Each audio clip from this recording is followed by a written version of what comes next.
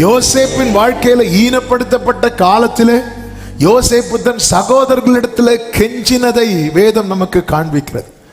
சகோதரர்களே சொல்றாங்க, அவன் நம்மன்ட்ட கெஞ்சினானே.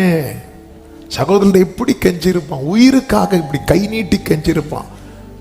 ஆனா யோசேப்பு மகிமைப்படுத்தப்பட்ட காலத்துல சகோதரர்கள் வந்து அவங்கிட்ட கெஞ்சுறாங்க. ஆமென். இதான் பிற்காலம். உலகத்தாரே சொல்றான், யானைக்கு ஒரு காலம் வந்தா பூனைக்கு காலம் வரும். ஆனா தேவ பிள்ளைக்கு தான் அந்த நம்பிக்கை இல்ல. ஒரு 20 வருஷம் கழிச்சு அப்படியே மாறுது. யோசேப்பின் சகோதரர்கள் வந்து நிக்கிறாங்க, ஒவ்வொன்றுக்கா யோசேப்பு கிட்ட வந்து நிக்கிறாங்க.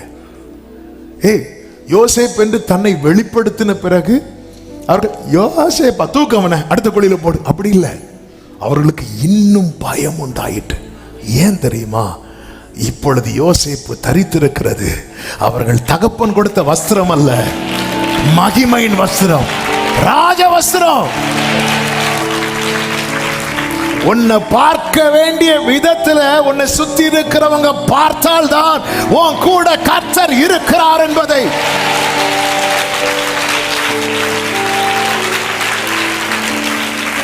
ஆமென். ஹல்லேலூயா. யோசேப்புக்கு கர்த்தர் அவன் லைஃப்ல 2 காலம், ஈனப்படுத்தப்பட்ட காலம், மகிமைப்படுத்தப்பட்ட காலம். தாவீது பாருங்க, கோலியாத்தை சுற்றிலும் பார்த்து, இதை பல முறை பேசி இருக்கிறதுனால அதுக்குள்ள எல்லாம் போகல. கோலியாத்தை இப்படி சுற்றி பார்த்துட்டு யாரோ வந்தாங்கன்னு சொன்னாங்க. தாவீது கூட்டு, ஹலோ நீயா? அவனை அசட்டை பண்ணினானா, தடியோட வந்து நிக்கிறான், அசட்டை பண்ணினான். ஆனா அதே நாள்ல கர்த்தர் தாவீதை எங்க நிக்க வச்சார் தெரியுமா?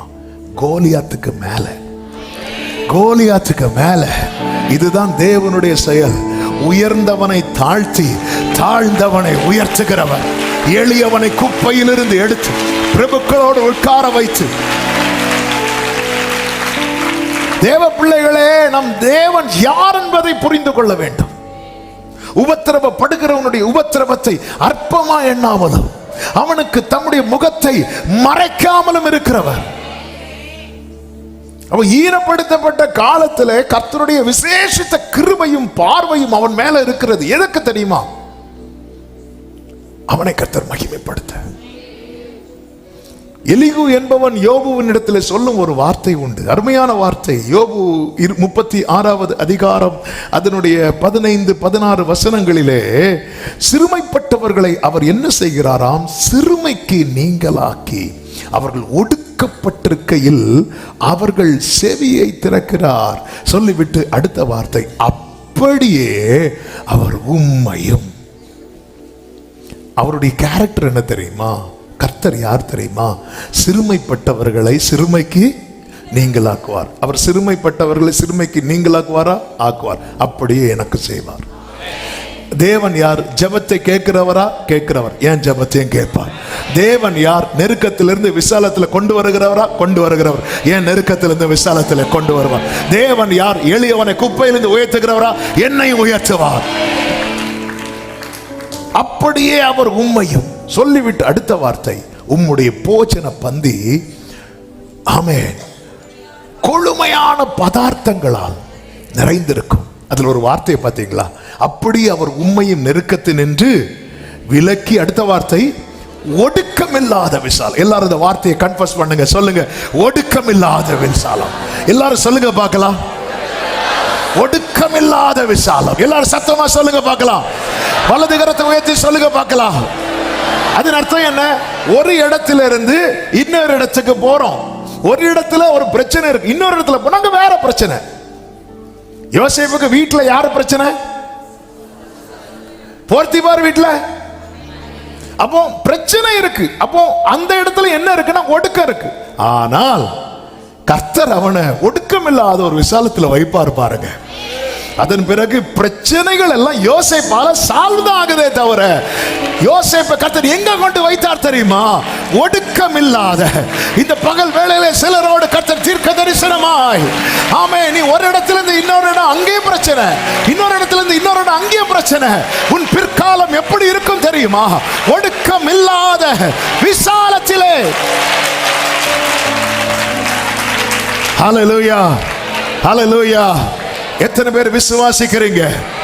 ஒரு பிரச்சனையில இன்னொரு பிரச்சனை, வார்த்தை அப்படியே எடுத்துக்கொள்ளணும், அப்படியே ஏற்றுக்கொள்ளணும். ஹல்லேலூயா, ஆமென் சொல்லுங்க பார்க்கலாம். கர்த்தர் செய்ய நினைத்தது ஒண்ணு கர்த்தரால மட்டும்தான் அது கூடும். அவர் தான் பார்த்து சொல்றார், ரொம்ப கஷ்டப்பட்டுட்டான்பா செபுலோன் நப்தலி, இவங்களாம் ரொம்ப கஷ்டப்பட்டாங்க.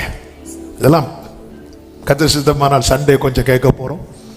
ஆமென். இன்னைக்கு கர்த்தர் பேசும்படி இதுதான், இந்த வார்த்தை தான். உன் தேவனை நீ புரிந்து கொள்.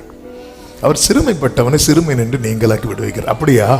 சில சொல்லுவாங்க தெரியுமா, சில இடத்துல சில காரியத்துக்காக சில ஆஃபீஸ் போகும்போது ஐயோ சில காரியம் குறைவாக இருக்குது, முடியவே முடியாதுன்னு சொல்லிட்டாங்க. அப்போ சொல்லுவாங்க, இன்னாரை போய் பாருங்க, அவர் இந்த மாதிரிப்பட்டவங்களுக்குலாம் ஹெல்ப் பண்ணி கொடுப்பாரு அப்படி சொல்லிட்டு ஒரு ஆளை கைட் பண்ணி கொடுப்பாங்க. தெரியுமா, நமக்கு எல்லாத்துக்குமே ஒருத்தர் தான் உண்டு. ஆமென், ஹல்லேலூயா. நானோ கர்த்தாவே உம்மை நம்பியுள்ளே, நீரே என் தேவன் என்று சொன்னே. அநேகர் சொல்லோ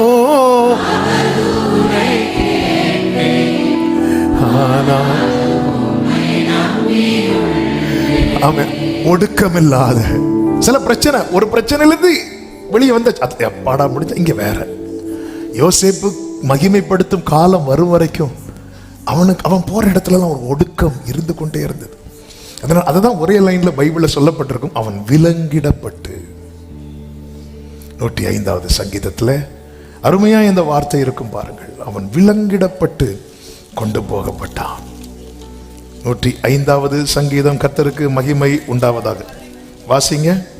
அவன் கால்களை விலங்கு போட்டு ஒடுக்கினார்கள். அவன் பிராணன் இரும்பில் அடைப்பட்டு இருந்தது. நல்ல கவனிச்சீங்கன்னா தெரியும், கர்த்தர் சொன்ன வார்த்தை நிறைவேறும் அளவு, அது நிறைவேறது வரைக்கும், அது நிறைவேறும் டைம்ல என்ன நடக்குது பாருங்க. 20வது வசனம். ராஜா ஆள் அனுப்பி அவனை கட்டவிழ்க்க சொன்னான். அவனை கட்டு அவிழ்க்க. அப்ப இந்த கட்டோடு தான் எல்லா இடத்துலயும் இருக்கிறான். சிலர் லைஃப் உங்களுக்கான காலம் வர, நீங்க அவன் குழியில இருந்தான், கட்டோடு தான். இஸ்மாயிலரோட பயணி டிராவல்ல இருந்தான், கட்டோடு தான். ஜெயில திருப்பி போறான், கட்டோடு தான். போர்த்திபார் வீட்டில் அங்கேயும் ஒரு கட்டு இருக்கு, திருப்பி ஜெயில் அங்கேயும் ஒரு கட்டு இருக்கிறது. பல இடத்துல போய் இருந்தாச்சு, ஆனா ஒரு கட்டு இருந்துட்டே இருக்கு, ஒரு கட்டு இருந்துட்டே இருக்கு. எது வரைக்கும் தெரியுமா? அந்த வார்த்தை நிறைவேறும் காலம் வரைக்கும். அதுதான் ஒடுக்கம் இல்லாத, ஒடுக்கம் இல்லாத. எத்தனை பேர் நம்புறீங்க? கர்த்தர் குறித்த காலம் வரும்போது ஒடுக்கம் இல்லாத, glory, glory, ஒடுக்கம் இல்லாத விசாலம். அதான் யோபு சொல்ற, தேவரீர் சகலத்தையும் செய்ய வல்லவர், நீர் செய்ய நினைத்தது.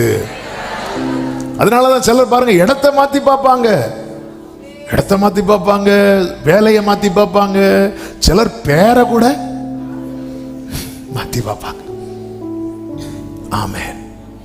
உங்களுக்கே தெரியுது உங்க பேர் எவ்வளவு பெரிய பிரச்சனை. பேரை கூட என்னெல்லாம் மாத்தலாம், நல்லதுதான். யோபு சொல்றார், யோசேப்பு சொல்ற, நீ வாழ்ந்திருக்கும் போது என்ன எத்தனையோ பேட்ட யோசேப்பே சொல்றேன்னா நம்ம சொல்ல மாட்டேங்கிறோம். சொல்லுவோம்ல, நிறைவேற்ற எப்படியாவது யார்ட்டையாவது. ஆண்டவர் விடவே இல்லை. இங்கே பாரு, யோசேப்பு அவன் நினைச்சாலும் உனக்கான காலம் வர வரைக்கும் ஒருவேளை இந்த பானபாத்திரக்காரன் ராஜாட்ட சொல்லி உன்னை வெளியே கொண்டு வந்தாலும் நீ எதுல தான் இருப்ப தெரியுமா? கட்டில் தான். ஒரு ஒடுக்கப்படுகிற கட்டு ஒன்றுக்குள்ள இருந்துட்டு தான் இருக்கும். ஆமென். அந்த கட்டு போனதுக்கு அப்புறம் யோபு லைஃப்ல அந்த கட்டு போகுது பாருங்க. வேதம் சொல்லுங்க 4 தலைமுறைக்கு, 4 தலைமுறை நெடுநாள் உயிரோடு இருந்து. ஆமென். அதன் பிறகு அந்த ஒடுக்கம் அவன் லைஃப்ல சாத்தானே இல்லை. அதுக்கப்புறம் அவன் லைஃப்ல அவன் அப்படி ஒரு லைஃப் சில சொல்லுவாங்க தெரியும், இவங்க என்ன பண்ணாலுமே பிரச்சனையில தான் முடியும். சிலர் அப்படிப்பட்ட கிருபை பெற்றவங்க இருக்கிறாங்க, அவங்கள சொல்லலை. சில இவங்க என்ன எதுல கை வச்சாலுமே பிரச்சனை, வேற யாரு பண்ணாலும் ஈஸியா முடிஞ்சிடும், இவங்க பண்ணா பெரிய நெருக்கம். ஒடுக்கம் இல்லாத விசாலத்திலே உம்முடைய போஜன பந்தி கொழுமையான பதார்த்தங்களால் நிறைந்திருக்கும். யார்கிட்ட சொல்றார் தெரியுமா? இந்த வார்த்தையை நேற்று கொஞ்சம் மெடிடேட் பண்ணும்போது எப்படி இருந்திருக்கும் யோபுவுக்கு? ஓங்கி ஒரு குத்து கொடுக்கணும் போல இருக்கும். ஏன்னா யோபு இப்போ எதனால நிறைந்திருக்கிறான் தெரியுமா? பருக்களால் நிறைந்திருக்கிறான். பருக்களால் நிறைந்திருக்கிறவன்ட்ட வந்து கொழுமையான பதார்த்தத்தால் உன் பந்தி நிறைந்திருக்குன்னு சொன்னா ஆமேன் சொல்லறதுக்கு ரொம்ப கஷ்டம். நம்முடைய நிலைமை என்பது நம்மை நோக்கி வருகிற வார்த்தை ஆனாலும் ஆமேன் சொல்ல கஷ்டமா தான் இருக்கும். ஆனாலும் நீ ஒரு ஆமேன் சொல்லி பாரு, நீ நம்பி பாரு, இது எல்லாமே மாறும். ஈனப்படுத்தப்பட்ட காலம் போய் மகிமைப்படுத்தப்படும். எத்தனை பேர் நம்புறீங்க? ஹல்லேலூயா. அவர் சிறுமைப்பட்டவனுடைய கூப்பிடுதலை மறவாதவர். சிறுமைப்பட்டவர்களுடைய நம்பிக்கை கெட்டு போவதில்லை என்று வேதம் சொல்லுகிறது. அந்த நம்பிக்கை கெட்டு போக விட மாட்டார், கெட்டு போக விட மாட்டார், கெட்டு போக விட மாட்டார். யோபுக்கு எல்லாமே கெட்டு போச்சு, ஆனா நம்பிக்கை மட்டும் கெட்டு போகல. எனக்கு குறித்திருக்கிறதை நிறைவேற்றுவார். எனக்கு தெரியும் அவர் என்னை சோதித்த அந்த நம்பிக்கை கெட்டு போக விடல. சிறுமைப்பட்டவர்களுடைய நம்பிக்கை கெட்டு போக விட மாட்டார். எனவே இந்த பகல் வேளையில ஆமென், கர்த்தர் எல்லாமே சேஞ்ச் ஆகும், எல்லாமே சேஞ்ச் ஆகும். ஒரு மலையாள பாட்டை நம்ம அடிக்கடி பாடுவோமே, ஒரு மழையும் தோராதிரும் நீட்டில்ல, ஒரு காற்றும். திடீர்னு மழை அடிக்கும் பாருங்க, திடீர்னு புயல்லாம் அடிக்கும் பாருங்க. அது அடிக்கும் போது பிரச்சனை ஆனாலும் நமக்கு இது என்ன தெரியும் தெரியுமா? இது என்ன செய்யும்? ஓயம். சில இந்த கடல் ஓரத்துல எல்லாம் பெரிய புயல் வருகிறது, அப்படி வருகிறதுன்னு வரும்போது எல்லாரும் என்ன பண்ணுவாங்க தெரியுமா? வீட்டை காலி பண்ணி வெளியே போவாங்க. வீட்டை இடிச்சுட்டு போக மாட்டாங்க, வீட்டை காலி பண்ணிட்டு போவாங்க. அவங்களுக்கு என்ன தெரியும் தெரியுமா? இந்த புயல்லாம் ஓஞ்சதுக்கு அப்புறம் நம்ம திரும்பி அங்க எல்லாமே, எல்லாத்துக்குமே ஒரு முடிவு இருக்கிறது. ஆமென். கர்த்தர் என்னை விலை கொடுத்து வாங்கி இருக்கிறார். ஆமென். ஊரில் ஒருவனும் வம்சத்தில் 2 பேருமாய் கர்த்தர் என்னை தெரிந்தெடுத்திருக்கிறார், என்னை பிள்ளையாக்கி இருக்கிறார். என் வாழ்க்கையில ஈனப்படுத்தப்பட்ட காலத்துக்கு என் தேவன் முற்றுப்புள்ளி வைத்து ஒடுக்கமில்லாத, இந்த வார்த்தை திரும்ப திரும்ப இருதயத்திலிருந்து வந்து கொண்டிருக்கிறது, ஒடுக்கமில்லாத விசாலம். எத்தனை பேர் நம்புறீங்க? ஒடுக்கமில்லாத. ஆமே. எனவேதான் தேவனை நோக்கி கூப்பிடுங்கள். சில நேரத்தில் ஒரு வசனம், அருமையான வசனம் பாருங்கள். ஏசாயா 8வது அதிகாரம் 17வது வசனத்திலே சொல்லப்பட்டிருக்கிறது, நானும் யாக்கோபின் குடும்பத்துக்கு தமது முகத்தை மறைக்கிற கர்த்தருக்காக காத்திருந்து அவருக்கு எதிர்பார்த்திருந்து. என்ன வார்த்தை பாருங்க. நான் யாருக்கு காத்திருக்கிறேன் தெரியுமா? முகத்தை மறைக்கிறவருக்கு நான் காத்திருந்து எதிர்பார்த்திருப்பேன். அதன் அர்த்தம் என்ன? ஆண்டவரே, நீங்க எனக்கு முகத்தை மறைச்சாலும் எனக்கு இன்னொரு ஃபேஸை தேட என்னால முடியாது. இப்படி இருக்கணும். சில நேரத்தில் கர்த்தர் முகத்தை மறைப்பார். ஆனா நம் தேவனை பத்தி நமக்கு நல்லா தெரிஞ்சிருக்கணும். நம் தேவன் எப்போ அவருடைய முகம் மறைக்கிற விஷயம் எவ்வளவு காலம்? இவன் பொழுது ஒரு முகத்தை மறைச்சாரா, அவ்வளவுதான். நம்ம என்னன்னு தெரியுமா? ஜெபித்து காரியம் நடக்கலையா, முகத்தை மறைச்சிட்டார், அவ்வளவுதான், முடிஞ்சு. வேற முகத்தை தேடுறோம். வேற முகத்தை தேடக்கூடாது. அப்படி வேற முகத்தை தேடின ஒருவன் உண்டு பைபிள்ல. யார் சொல்லுங்க பார்க்கலாம்? கரெக்டா சொன்னீங்க, சவுல். 1 சாமுவேல் 28வது அதிகாரம் அதனுடைய 5வது வசனத்திலே சவுல் பெலிஸ்தியரின் பாளையத்தை கண்டபோது பயந்தான், அவன் இருதயம் மிகவும் தத்தளித்து கொண்டிருந்தது. சவுல் கர்த்தரிடத்தில் விசாரிக்கும் போது கர்த்தர் அவனுக்கு சொப்பனங்களினாலாவது ஊரிமினாலாவது தீர்க்கதரிசிகளாலாவது மறு உத்தரவு அருளவில்லை. உடனே சவுல் என்ன பண்றான்? அப்பொழுது சவுல் தன் ஊழியக்காரரை நோக்கி, அஞ்சனம் பார்க்கிற ஒரு ஸ்திரீயை தேடுங்க. இப்ப சவுல் பண்ணது நியாயமா தான் நமக்கு தோணும். எப்படி தோணும்? அவன் முதல்ல கர்த்தர்ட்ட தான் கேட்டான், ஆனா கர்த்தர் ஒண்ணுமே சொல். அதனாலதான் நாங்க மந்திரவாதத்துக்கு போனோம், குறி சொல்ல போனோம், அஞ்சனம் பார்க்க போனோம். ஆனால் இங்க என்ன சொல்லப்பட்டிருக்கு? நானும் முகத்தை மறைக்கிற கர்த்தரை நோக்கி. இன்னைக்கு நிறைய பேர் தேவனை விட்டு விலக காரணம் என்ன தெரியுமா? கொஞ்சம் அவர் ஏன் முகத்தை மறைத்தார் யோசிக்கணுமா வேண்டாமா? அவர் ஏன் முகத்தை மறைத்தார்? தாவீது பாவம் பண்ணதுக்கு அப்புறம் பலி செலுத்துகிறான், ஆனால் அந்த பலி அங்கீகரிக்கப்படவில்லை. ஆனால் தாவீது நினைச்சிட்டு இருந்தான் பரவாயில்ல, ஆண்டவர் ஏற்றுக்கொண்டார் என்று. அவன் கர்த்தர் முகத்தை திருப்பிட்டார். நாத்தான் தீர்க்கதரிசியை வந்து சொன்னதுக்கு அப்புறம் தான், ஓ பலியை நீர் விரும்புகிறதில்லை, அதனாலதான் முகத்தை திருப்பிட்டீங்க.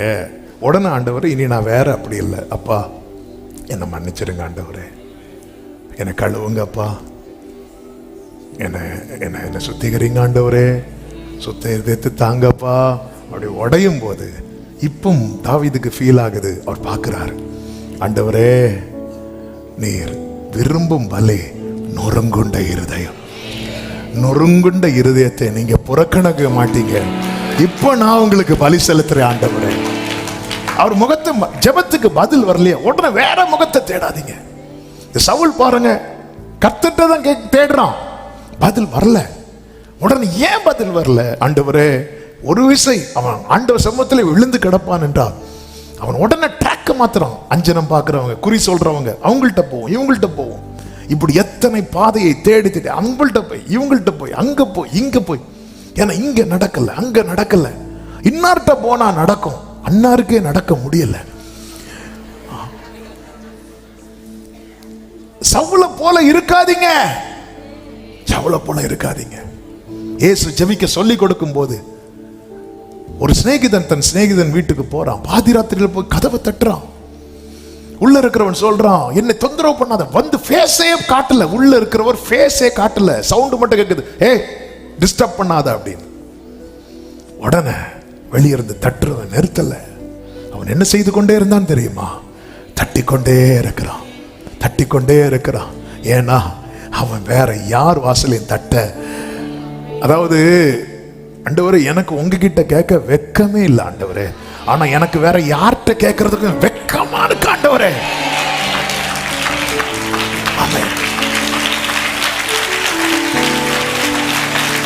இப்படி வரணும் தேவ பிள்ளை. ஆண்டவரே எனக்கு உங்ககிட்ட கேட்கறதுக்கு வெக்கமே கிடையாது, ஆனா வேற யார்கிட்ட கேட்கறதுக்கு எனக்கு வெக்கமா இருக்குப்பா. ஹல்லேலூயா, ஆமென். நீங்க தான் ஆண்டவரே. உடனே உள்ள இருக்கிறவர் எழுந்து கதவை திறந்து, சில நேரத்தில் அவர் முகத்தை மறைக்கிறார். நீ என்ன பண்ற? கர்த்தர் நாம என்ன பண்றோம்னு பார்க்கிறதுக்காக. இப்போ எனக்கு ஆமென். இயேசுவை பார்த்தீங்களா? பிதா முகத்தை மறைச்சார்ல, இப்படி பார்க்கிறாரு, இப்படி எத்தி பார்க்கிறாரு, தெரியல. உடனே பிலாத்துவை கூப்பிடுங்க அப்படி சொன்னாரா? இல்ல, அந்த முகத்தை மறைத்த பிதா கிட்ட சொல்றார், அப்பா உங்க கையில தான் என் ஆவியை நான் தரேன். இதுதான் தீர்க்க தரிசன வார்த்தை. நானோ இஸ்ரவேல் குடும்பத்துக்கு முகத்தை மறைக்கிறேன். ஏன்னா என் சிறுமையை கண்ணோக்கி பார்க்கவும் என்னை விடுவிக்கவும் அவரை தவிர வேற ஒருவரும் இல்லை, வேற ஒருவருக்கு முடியாது. எத்தனை சோதனைகள், வேதனையின் பாதைகள், இறங்கி வந்து என்னை மறைத்து நான் உண்டு என்றீரே. எத்தனை சோதனைகள், வேதனையின் பாதைகள், இறங்கி வந்து நான் உண்டு என்றீரே. உன் தகப்ப நான் என்று கைகளை உயர்த்தி நன்றியோடு